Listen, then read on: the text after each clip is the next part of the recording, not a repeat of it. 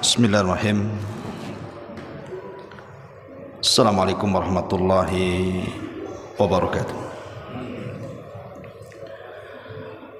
Alhamdulillah wassalatu wassalamu ala Rasulillah wa ala alihi wa sahbihi wa mawalah wa la hawla wa la quwata illa billahi wa ba'du.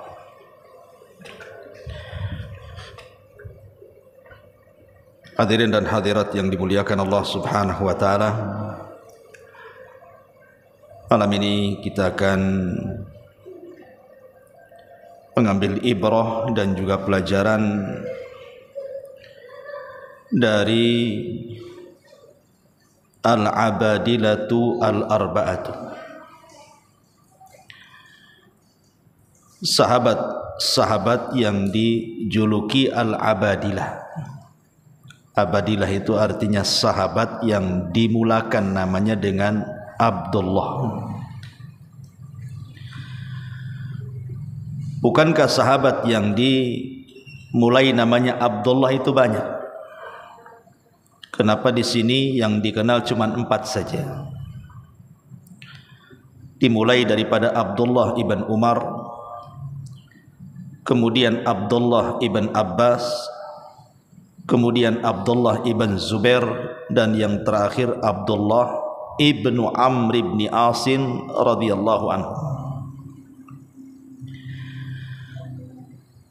Para ulama mengatakan karena 4 sahabat ini yang dimulakan namanya dengan Abdullah, Allah Subhanahu wa taala karuniakan ilmu yang sangat dalam dan Allah panjangkan usia mereka, sehingga ketika para sahabat-sahabat senior meninggal dunia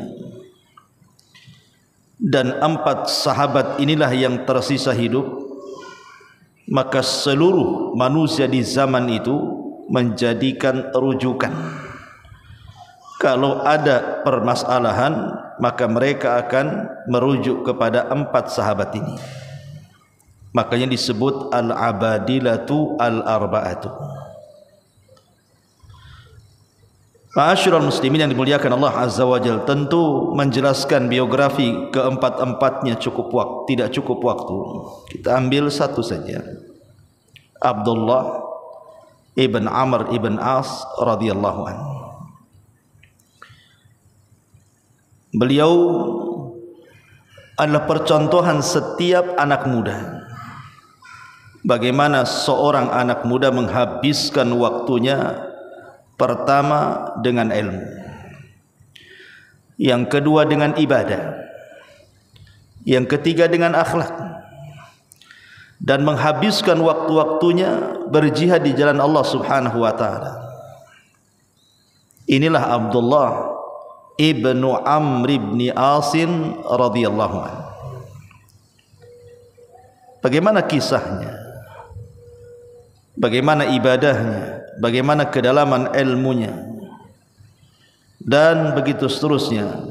1 jam ke depan kita akan mendengar kisahnya siapa Abdullah ibnu Amr ibn Asin radhiyallahu anhu. Ma'asyiral muslimin yang dimuliakan Allah Azza wa Jalla, secara nasab beliau adalah Abdullah ibnu Amr ibn Asin as-Sahmi al-Qurashi.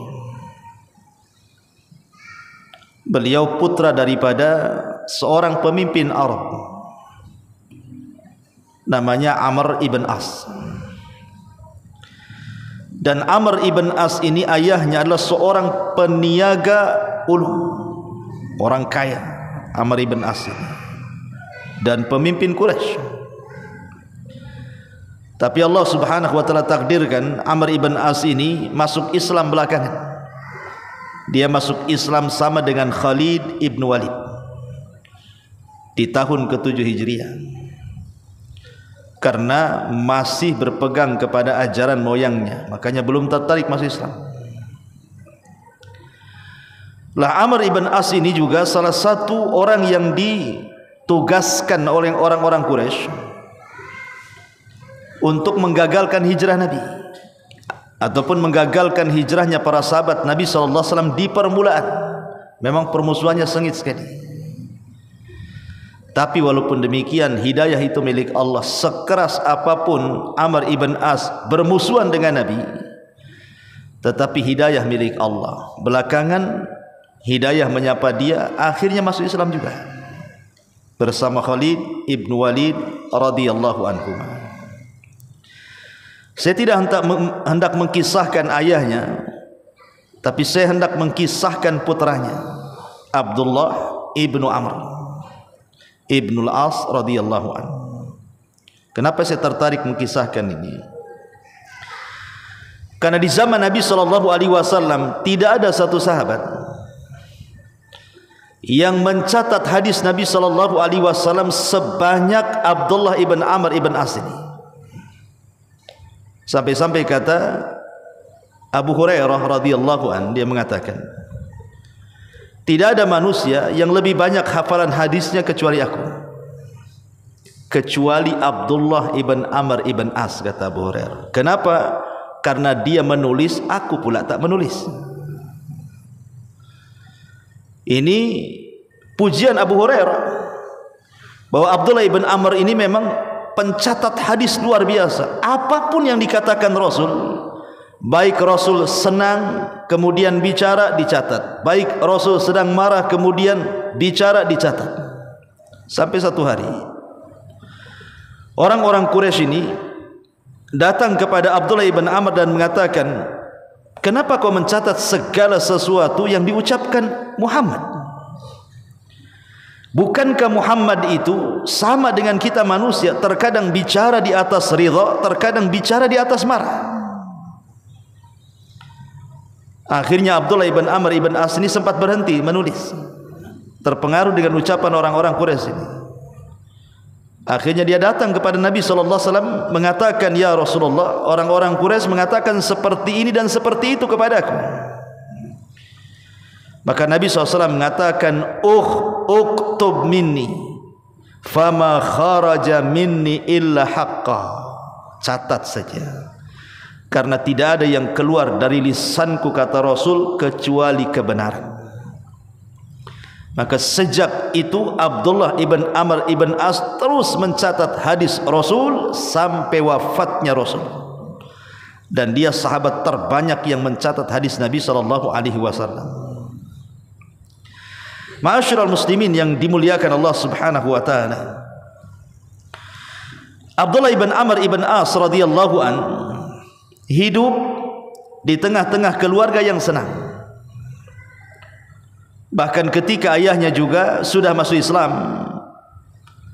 dan keluarga yang lainnya juga termasuk saudaranya Hisham juga masuk Islam, maka betul-betul Abdullah ibn Amr bin As ini hidup di lingkungan yang penuh dengan ibadah dan takwa. Sampai-sampai Rasul memuji dan mengatakan, nikma ahlul baiti Abdullah wa Abu Abdillah wa Ummu Abdillah. Sebaik-baik keluarga adalah Abdullah ibn Amr ibn As, kemudian bapaknya, kemudian ibunya.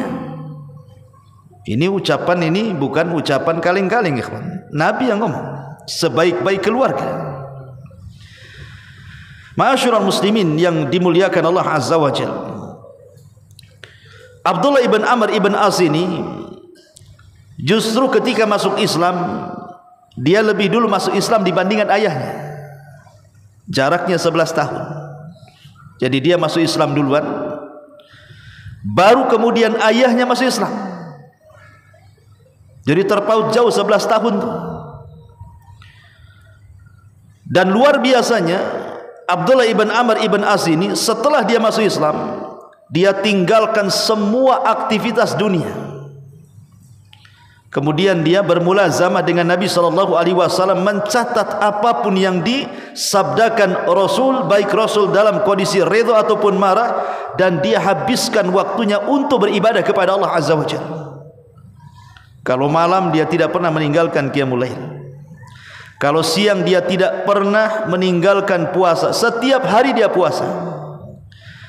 Dan dia setiap hari menghatamkan Al-Quran. Ma'asyiral muslimin yang dimuliakan Allah Azza wa Jalla, sampai satu hari ayahnya ini mencarikan istri yang cantik untuk anaknya.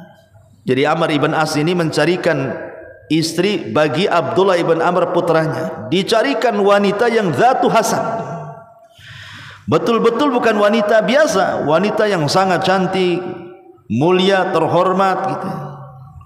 Tapi subhanallah, ketika sudah menikah, istrinya tidak pernah diopeni dia, ditinggalkan istrinya. Kenapa? Karena sibuk. Kalau malam dia qiyamul lail setiap malam, setiap hari dia harus membaca Quran dan menghatamkannya. Kemudian di siang hari dia berpuasa hampir setiap hari. Kapan waktunya mengurus istrinya, ikhwan? Padahal istrinya itu adalah wanita yang paling cantik itu. Saya kira kalau antum di posisi Amr ibn As ini, terbalik kan gitu. Gitu. Udah nggak sholat malam, udah baca Quran, apalagi puasa, asik sama istri aja ke sana kemari kan. Ini tidak, ditinggalkan istrinya betul-betul, tidak tertarik dengan istrinya. Jadi ayahnya ini, Amr ibn As ini mengadu kepada Nabi SAW. Rasul, gimana dengan anak saya ini? Saya carikan dia istri yang paling cantik, yang memiliki kemuliaan dan kehormatan. Tidak pula disentuh pula istrinya, karena dia sibuk dengan ibadah kepada Allah Subhanahu wa ta'ala. Akhirnya kemudian Amr ibn As ini dipanggil oleh Nabi. Kemudian ditanya, telah sampai kepadaku wahai Amr, wahai Abdullah ibn Amr, ayahmu mengatakan ini dan itu, apa benar? Kata Abdullah ibn Amr, ya wahai Rasul. Kata Nabi SAW, bagaimana kalau seandainya kau hatamkan Al-Quran sebulan sekali? Jadi satu hari 1 juz saja. Kalau sebulan kan 30 juz. Tidak perlu tiap hari. Kata Abdullah ibn Amr ibn As, dia mengatakan, tidak wahai Rasul, aku sanggup tiap hari menghatamkan Quran. Kata Nabi SAW, kalau begitu buatlah 20 hari sekali kau hatamkan Quran. Kata Abdullah ibn Amr, saya sanggup lebih daripada itu wahai Rasul. Kata Nabi SAW, kalau begitu hatamkan Al-Quran setiap 10 hari sekali, dan jangan kau tawar lagi. Kata Nabi SAW, ya Amr, istrimu punya hak, dirimu punya hak, Tuhanmu punya hak, maka berikan haknya sesuai dengan tuntutannya. Kemudian kata Nabi SAW, aku dengar kau puasa tiap hari. Kata Nabi SAW, sebaiknya kau berpuasa salasata ayyam min kulli syahrin. Tidak perlu kau puasa tiap hari wahai Abdullah, cukuplah kau puasa seperti puasa Nabi Ibrahim, ayyamul bid, tanggal 13, 14 dan 15. Maka kata Abdullah ibn Amr ibn As, dia mengatakan, ya Rasul, aku sanggup lebih daripada itu. Maka Rasul SAW mengatakan, kalau begitu puasalah sehari dan berbukalah sehari. Itulah seafdol-afdolnya puasa, puasa Nabi Daud. Dan jangan kau tawar lagi, karena istrimu punya hak, kau juga punya hak, Rabbmu punya hak, maka serahkan haknya sesuai dengan tuntutannya.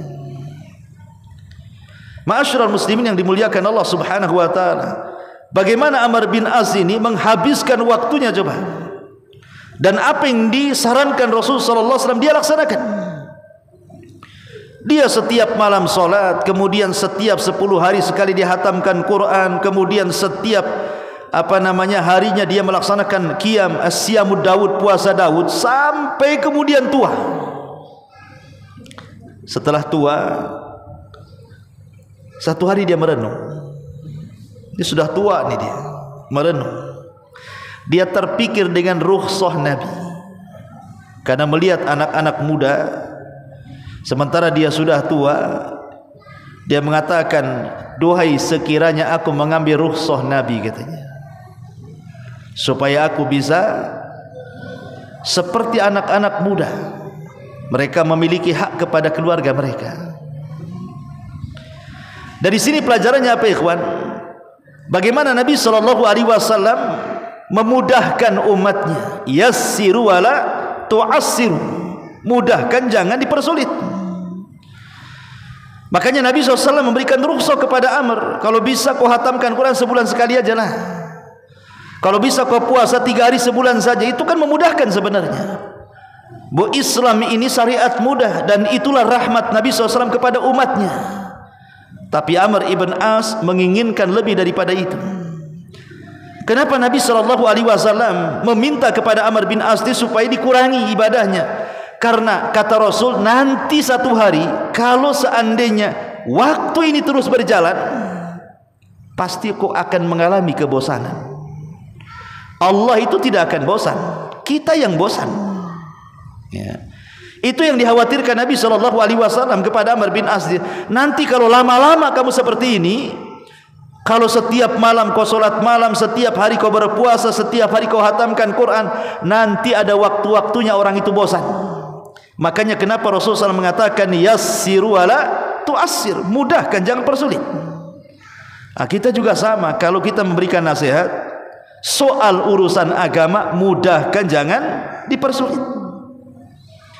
Saya pernah berdakwah di Anambas, di Tarempa sana ada satu masjid itu khusus untuk mu'alaf. Ya, memang banyak Cina-Cina mu'alaf itu pasti Islam, punya masjid di sana itu. Ya. Jadi adalah satu Cina mu'alaf itu ngobrol sama saya habis ngaji. Ustaz, katanya, sebenarnya kawan-kawan saya ini banyak yang mau masuk Islam.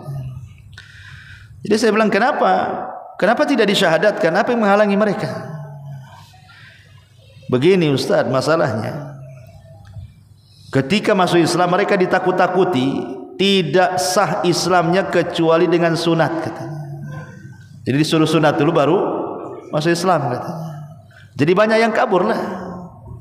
Sementara usia mereka ada yang 40, 50, 60. Itu disunat pakai apa? Pakai kampak wiro sableng. Akhirnya banyak yang lari. Ya, haruskan enggak seperti itu, ikhwan? Jangan paksa orang sunat dulu baru kau masuk Islam. Larilah orang kan. Suruh masuk Islam dulu. Masuk Islam dulu, suruh bersyahadat dulu. Kemudian ajarkan syariat Islam. Lama-lama kalau hidayah sudah masuk ke qalbu dia, tidak perlu disuruh sunat, pasti dia sunat. Karena terpikir dengan, kalau saya enggak sunat ibadah saya tidak sah, kan begitu. Ini tidak ditakut-takuti dengan sunat dulu. Ya orang lari lah, tidak mau masuk Islam. Kan gitu ya. Makanya Islam mengatakan yassir wala tu'assir, mudahkan jangan dipersulit. Sebagaimana Nabi SAW memudahkan Amr ibn As. Ngapain kau ibadah sedemikian rupa gitu? Mudahkan Zoe Amr. Tapi Amr terus mengatakan menawar. Tapi Rasul tahu kadar Amr dan menghentikan puasa Daud, hatamkan 10 hari sekali, itu sudah cukup. Ya, jangan nawar lagi. Ya. Ma'asyiral muslimin yang dimuliakan Allah Subhanahu wa taala. Lah Abdullah ibn Amr ibn As radhiyallahu an memang luar biasa, karena tadi saya sudah ulang, dia adalah pencatat hadis yang ulung. Memang tidak ada sahabat yang mencatat hadis kecuali dia. Makanya dia dikategorikan sahabat-sahabat yang mukthiruna fil hadis. Dari 7 sahabat yang paling banyak meriwayatkan hadis setelah Abu Hurairah, Anas bin Malik, Abdullah bin Abbas, Abu Sa'id Al-Khudri, Aisyah radhiyallahu anha, dan begitu seterusnya. Salah satunya adalah Abdullah ibn Amr bin As. Tapi walaupun demikian, tadi saya sudah katakan, dia gabungkan antara ilmu dan amal. Ilmunya mumpuni, ibadahnya pula rajin. Luar biasa. Ya. Taib. Di antara manaqib beliau adalah Amr ibn As radhiyallahu an dikenal orang yang paling takut dengan sifat nifak. Jadi saat mendekati ajalnya,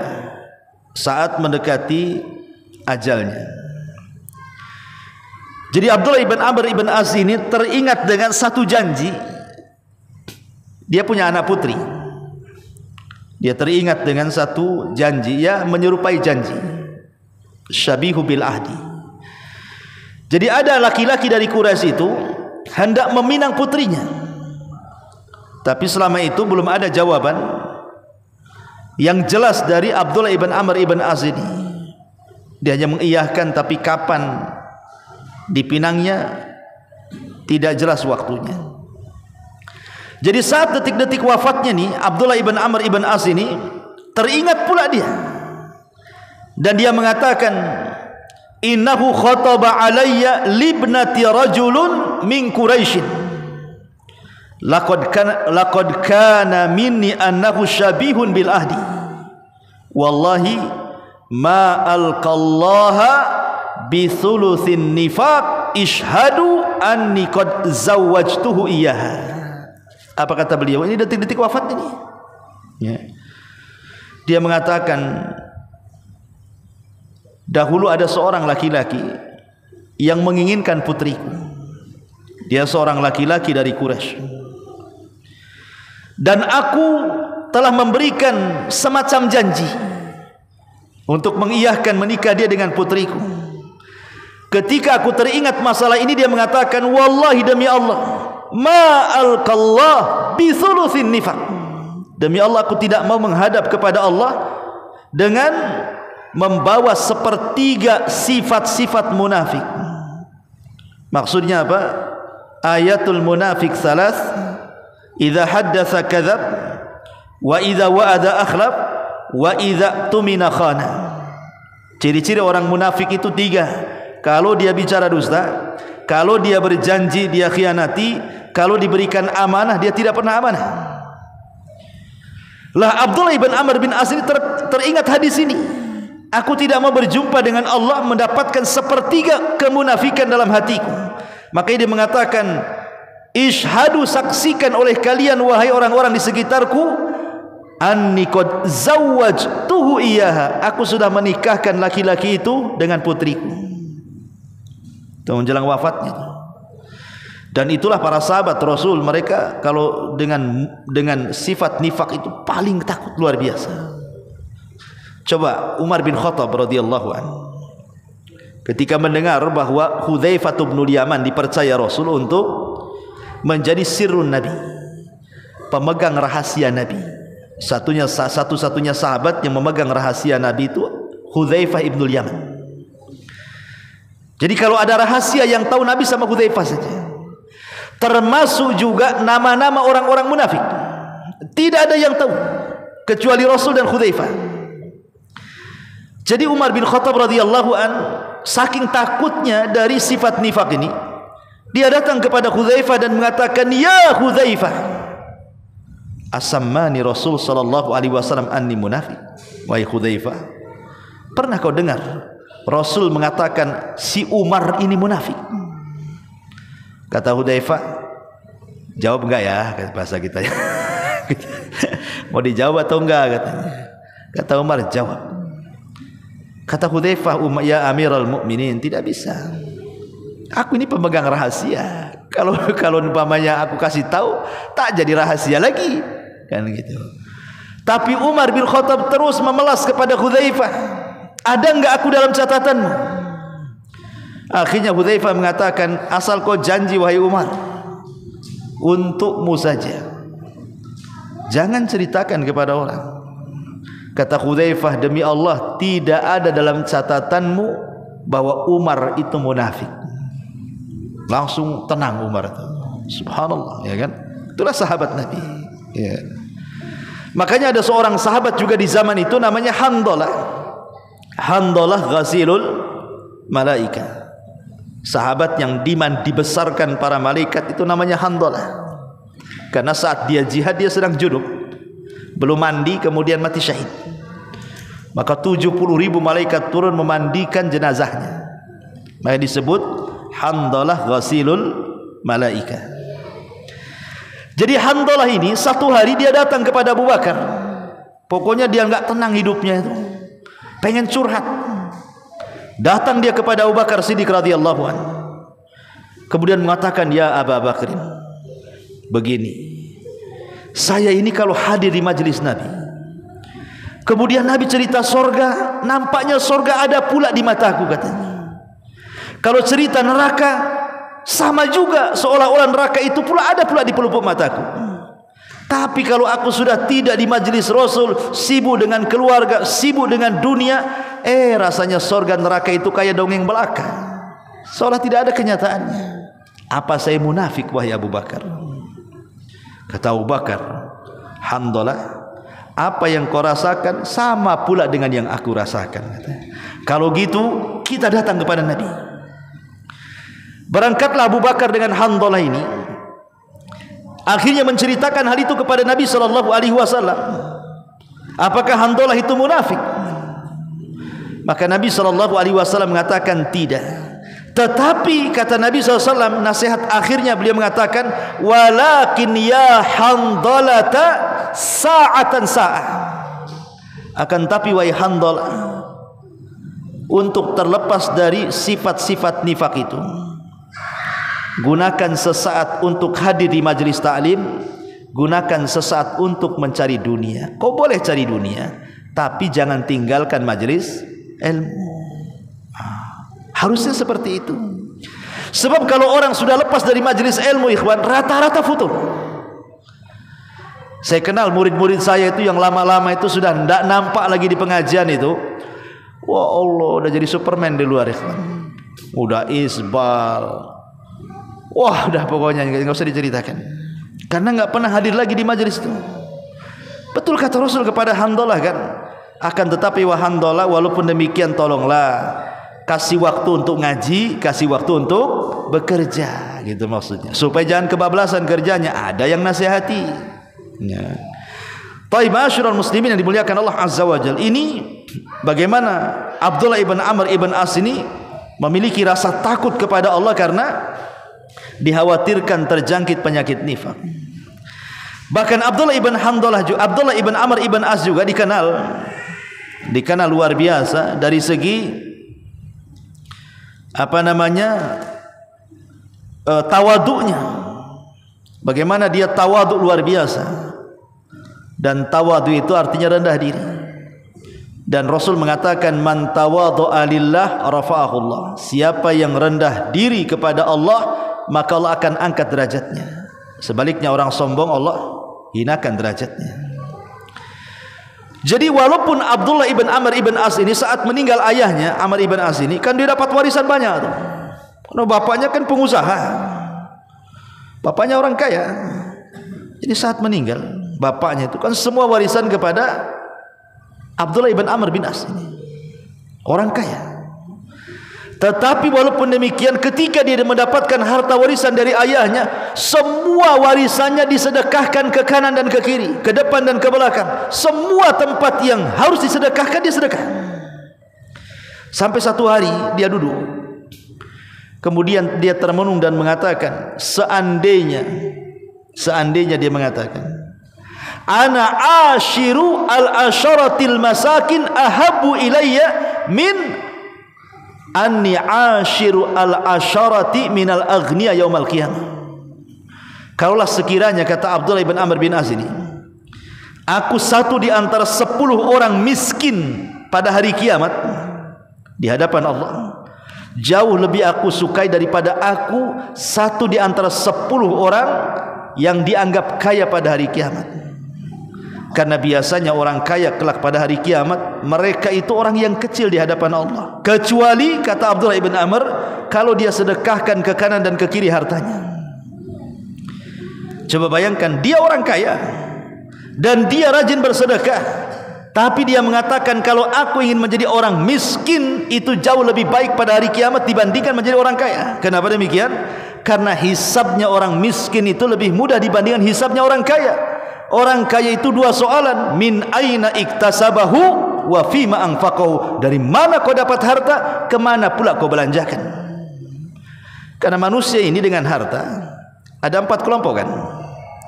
Manusia dengan harta itu ada 4 kelompok. Kelompok yang pertama, dia cari harta dengan cara yang halal, diinfakkan pun dengan cara yang halal. Maka inilah sebahagia-bahagia manusia. Carinya halal, diinfakkan pula ke yang halal. Yang kedua, ada manusia itu mencari harta dengan cara halal, tapi diinfakkan pula ke yang haram. Capek dia kerja jadi tukang bangunan, waktunya gajian teler pula dia, mabok pula, zina pula dia. Itu namanya carinya dengan cara yang halal, membelanjakannya dengan cara yang haram.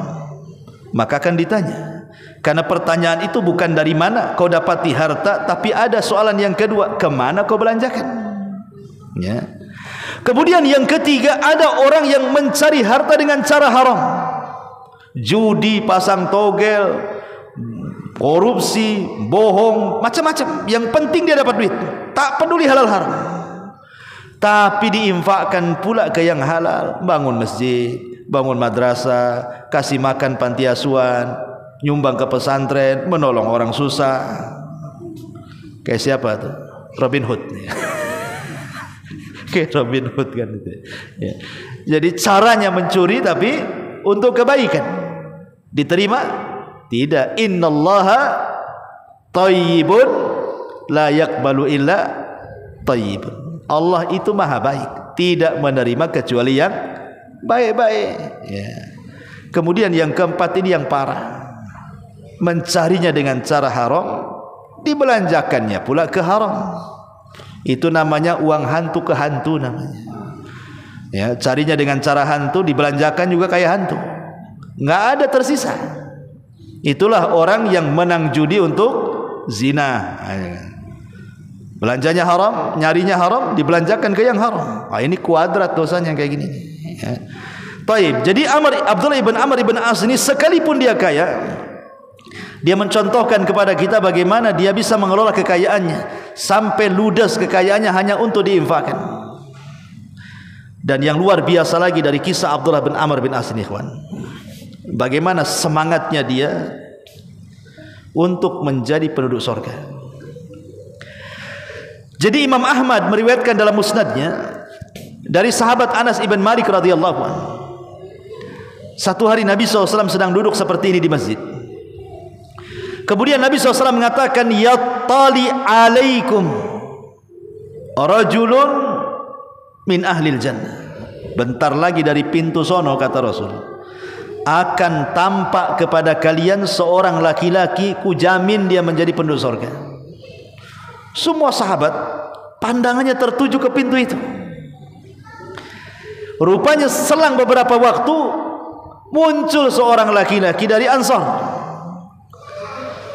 Kemudian janggutnya penuh dengan air seolah-olah dia habis wudu, dan tangannya menenteng sandal. Kemudian keluar.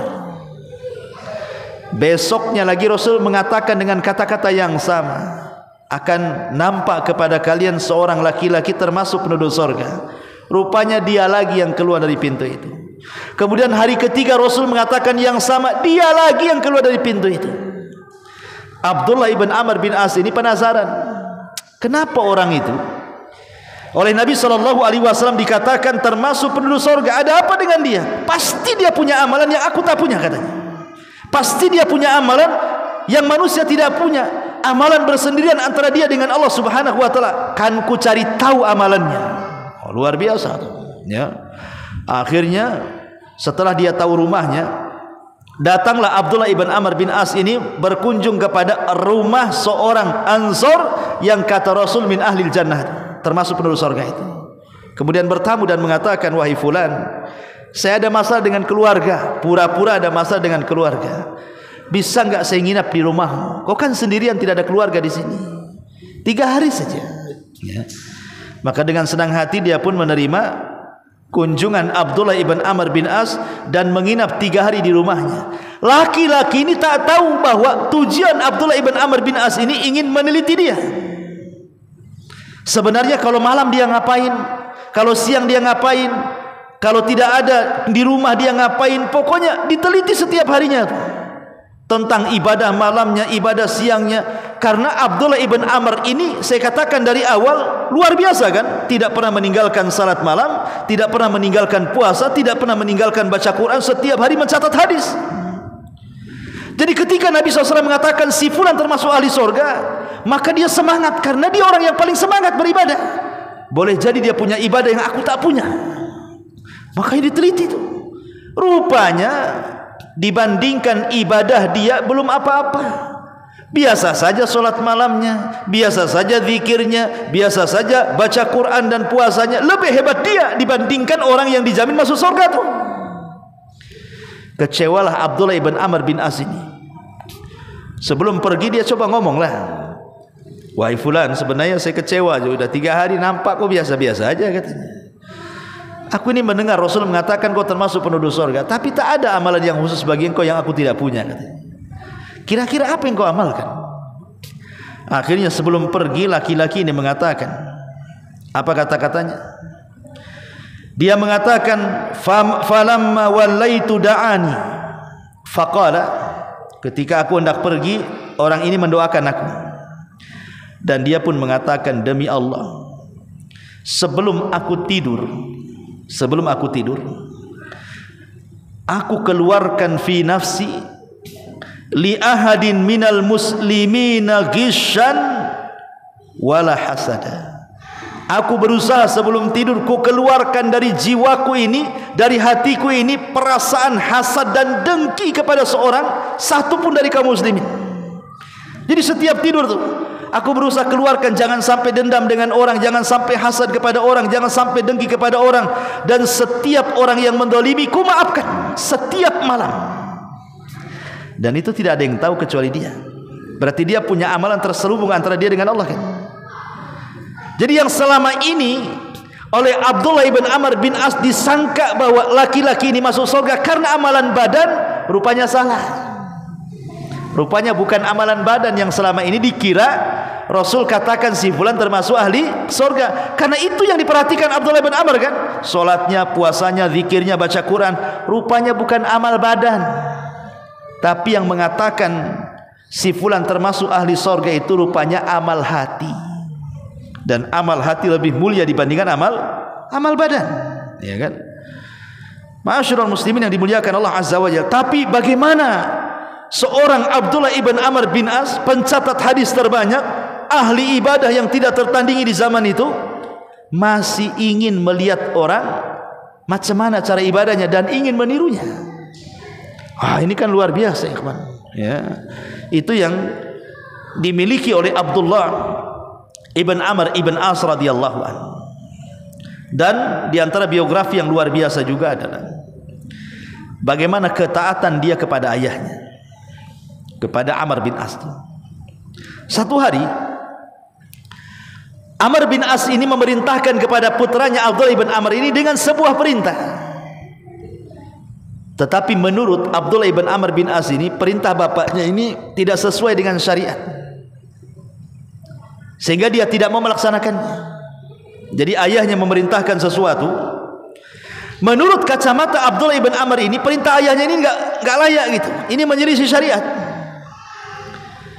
Jadi dia datang kepada Nabi SAW, minta saran, apa yang harus aku lakukan? Karena ayahku memerintahkan diriku yang menurutku perintah itu bertentangan.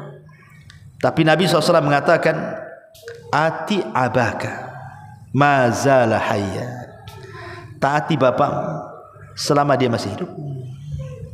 Taati bapakmu selama dia masih hidup. Ya. Sebenarnya kata-kata ini kata-kata biasa. Rasul memang kan umumnya menasihati supaya taat kepada orang tua kan. Tetapi rupanya kalimat seperti ini baru terasa oleh Abdullah ibn Amr bin As ketika sudah lama sekali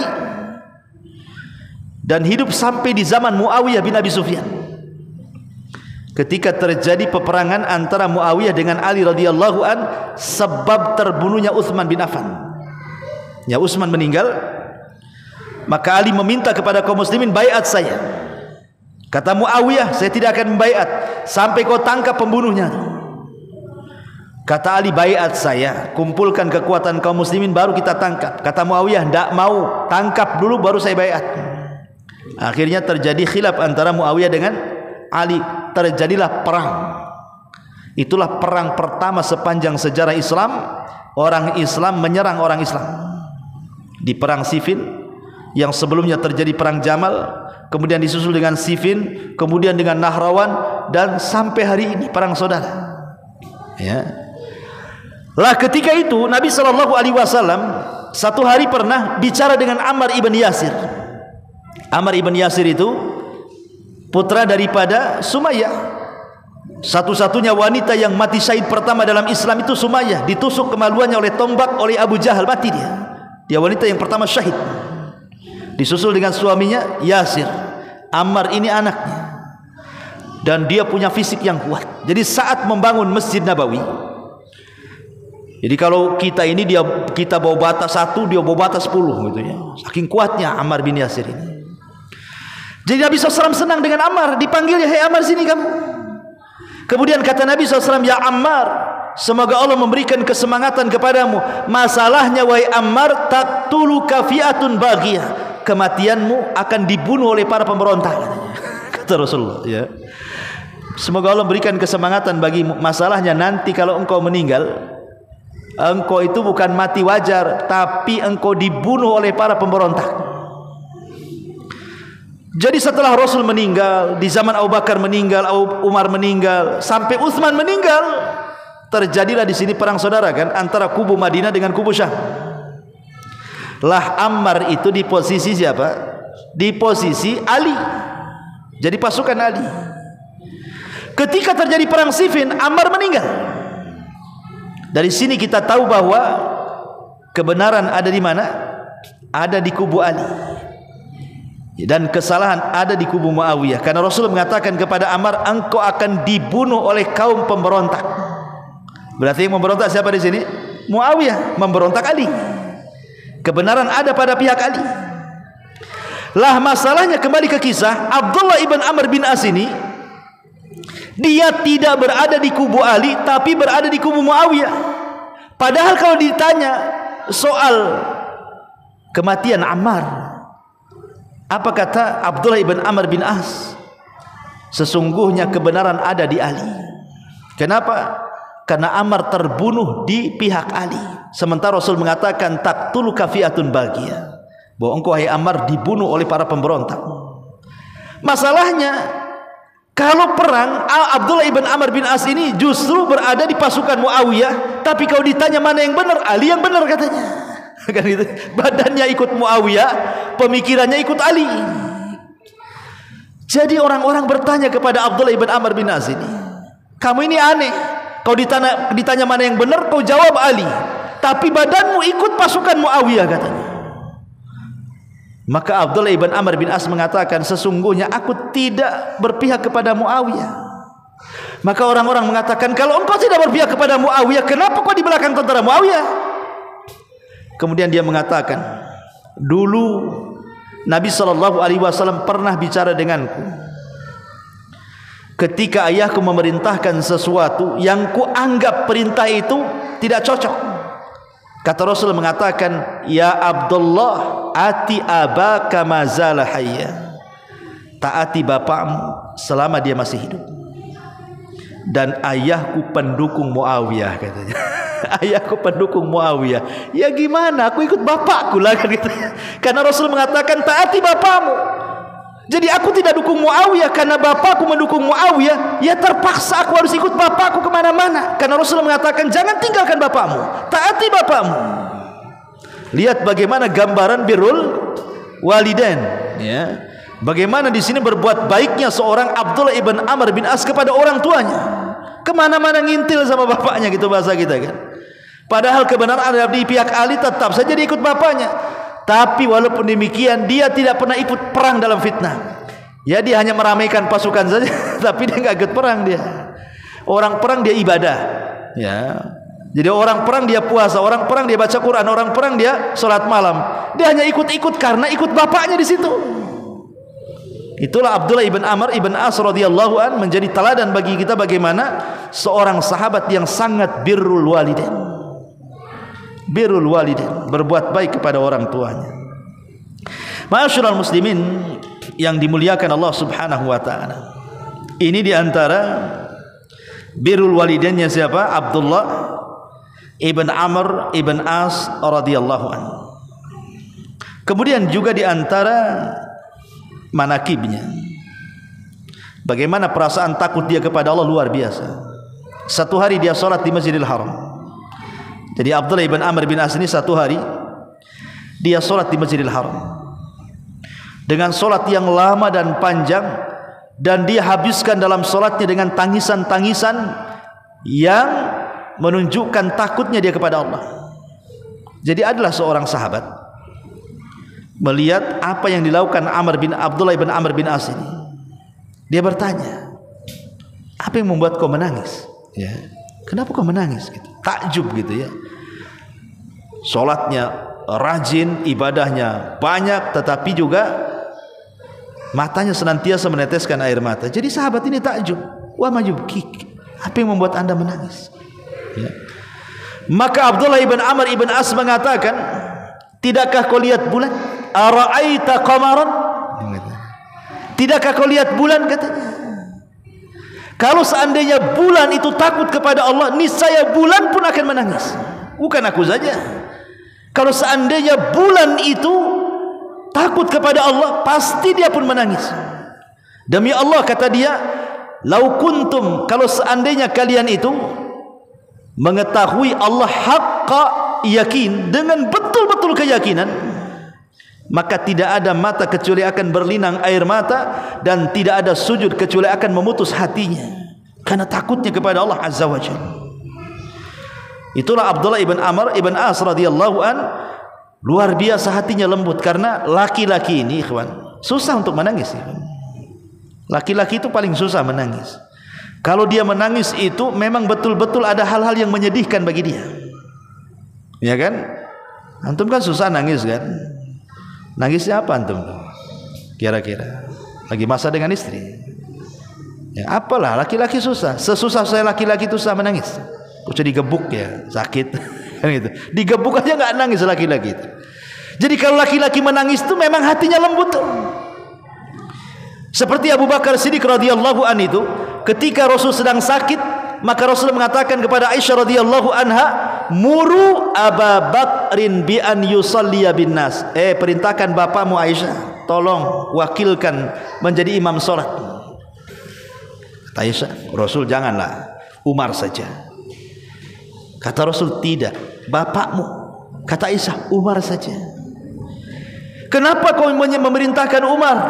Bukankah aku perintahkan Abu Bakar? Kata Aisyah radhiyallahu anha, masalahnya begini wahai Rasul, ayahku itu bukaan, orangnya mudah menangis. Kalau dia jadi imam, nanti bacaan Qur'annya pelan, tangisannya pula yang kencang, katanya. Ini mengganggu sholat. Perintahkan Umar saja. Tapi Rasul mengatakan tidak, muru Aba Bakrin bi an yusalliya binas. Tetap aku perintahkan Abu Bakar, gantikan aku sholat. Rupanya dengan kerasnya Rasul kepada Aisyah agar Aisyah menggantikan bapaknya, menggantikan dirinya sholat, ada maksud di balik perintah Rasul itu. Bukan hanya sekedar menggantikan sholat saja, tapi di situ ada isyarat apa?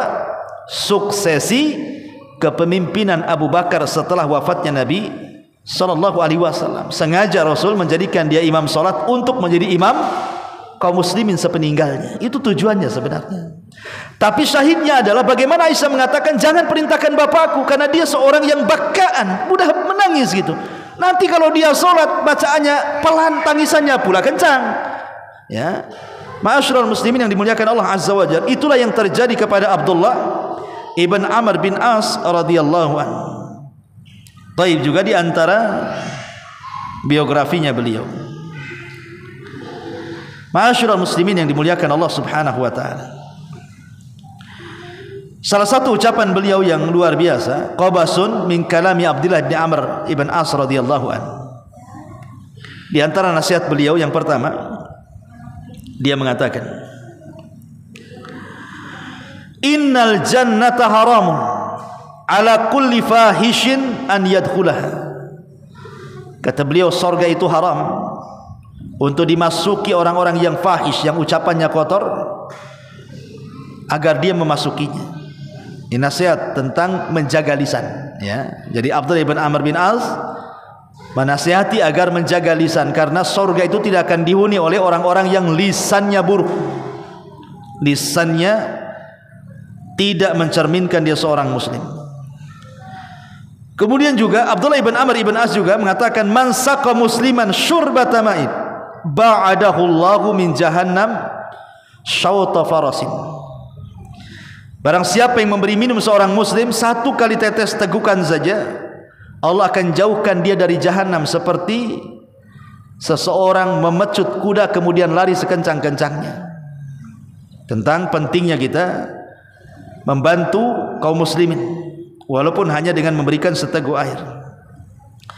Dan beliau Abdullah ibn Amr ibn As radhiyallahu an meninggal di usia 65 tahun, dan usia beliau pada tahun ke 65 Hijriah, dan ketika itu beliau berusia 72 tahun.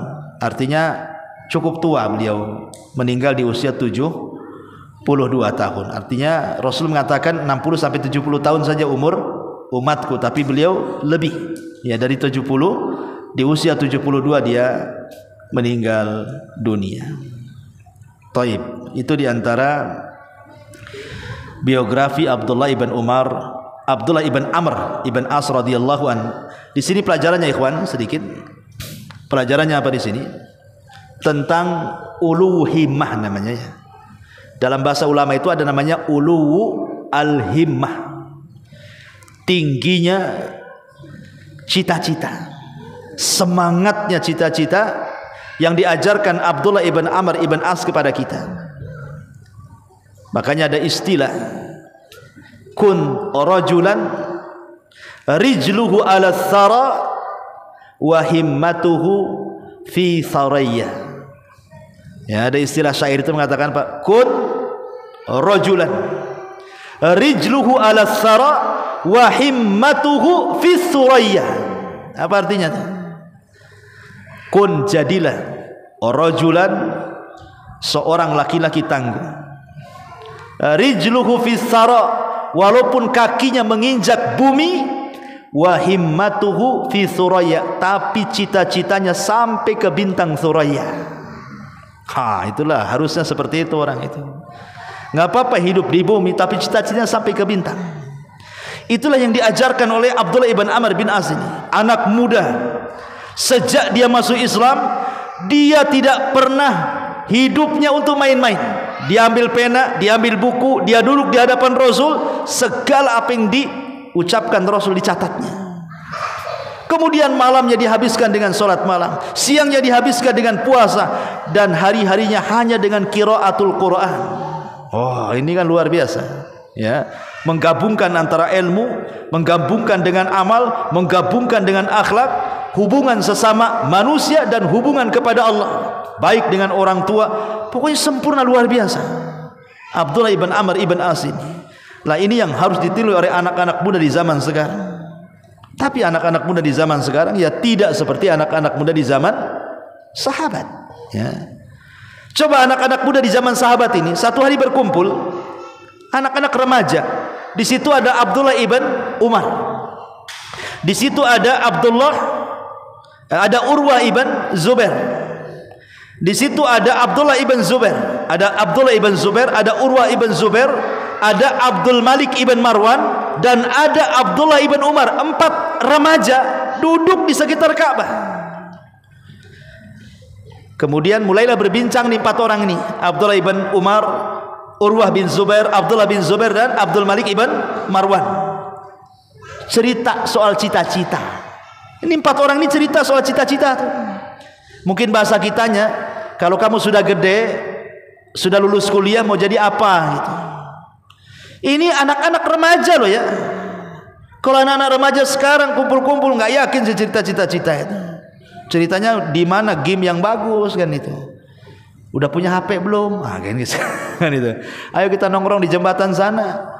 Ayo kita trek-trekan. Nah, itu anak-anak muda sekarang, anak remaja. Enggak, anak remaja di zaman para sahabat itu yang ditanya soal cita-cita, itu masih remaja.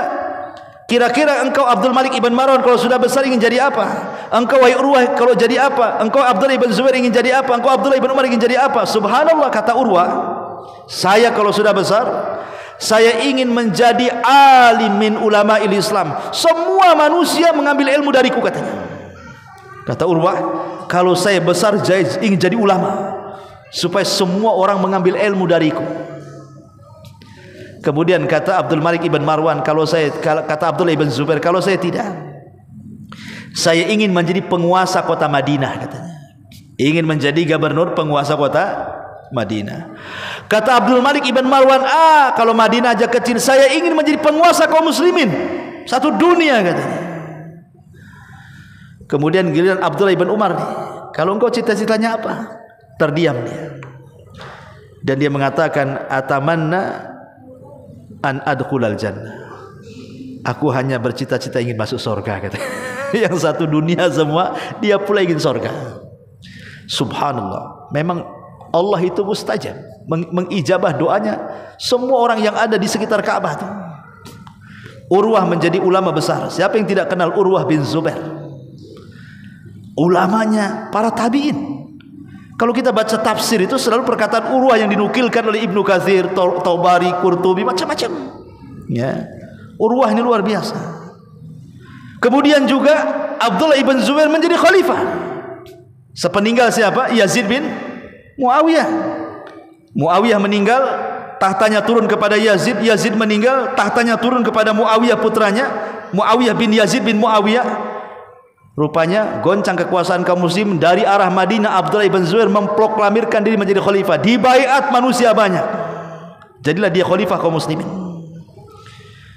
Dan Abdul Malik ibn Marwan pun sama, dia pun pernah berkuasa, kecuali Abdullah ibn Umar, karena cita-citanya tidak di dunia kan. Kalau mereka di dunia Allah berikan semuanya. Cita-citanya Urwah sudah Allah berikan, Abdullah ibn Zubair sudah Allah berikan, Abdul Malik ibn Marwan Allah berikan semuanya, kecuali Abdullah ibn Umar belum Allah kasih. Kenapa? Karena cita-citanya ingin masuk surga. Ya nantilah di surga kan gitu ya. Tapi lihat di sini himmah luar biasanya para sahabat. Anak-anak muda, anak-anak sahabat masih remaja, mereka bercita-cita dan Allah kabulkan. Tidak mungkin Allah kabulkan kecuali karena semangat mereka mengejar cita-cita. Kalau tidak semangat mengejar cita-cita, tidak mungkinlah cita-cita itu teraih kan. Makanya Abdullah ibn Amr bin As ini salah satu teladan bagi kita, bagaimana anak-anak muda harusnya dibakar seperti dia. Jadilah orang hebat di dalam memperjuangkan Islam. Wallahu a'lam bishawab. Ini sirah sahabat, mudah-mudahan ada manfaatnya dan kita petik menjadi ibrah pelajaran dalam kehidupan kita, baik ilmu, amal, muamalah. Karena tasyabbahu bil kirami kiramun. Contohlah orang mulia kalau ingin jadi mulia. Kalau ingin jadi mulia, contoh orang mulia. Tapi kalau ingin jadi hina, contoh orang hina. Maka Anda akan jadi hina. Ya. Tapi kalau ingin mulia, cari orang mulia, contoh orang mulia. Dan kehidupan di sekeliling kita itu adalah madrasah majanan, free. Kita bisa melihat bangkitnya orang dan tumbangnya orang, ya kan? Wallahu alam, subhanaka bihamdika, asyhadu an la ilaha illa anta astaghfiruka wa atubu ilaik. Allahu ta'ala alam. Assalamualaikum warahmatullahi wabarakatuh.